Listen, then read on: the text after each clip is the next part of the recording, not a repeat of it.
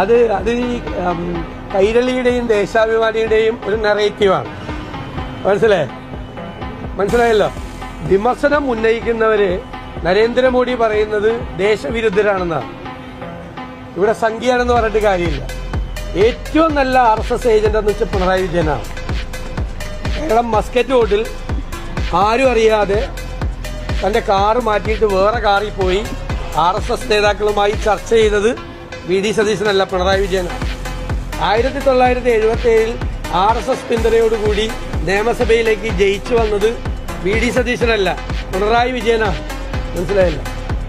ഇവിടെ ഹൈവേ തകർന്നു വീണപ്പോൾ നാഗ്പൂരിലെ RSS ആസ്ഥാനത്തിന്റെ പ്രതിനിധിയായ മന്ത്രി നിതിൻ ഗഡ്കരിക്ക് സമ്മാനപ്പെട്ടിയും പൊന്നാടയുമായിട്ട് പോയത് പിണറായി വിജയനാണ്, VD സതീശനല്ല. മനസ്സിലായില്ല.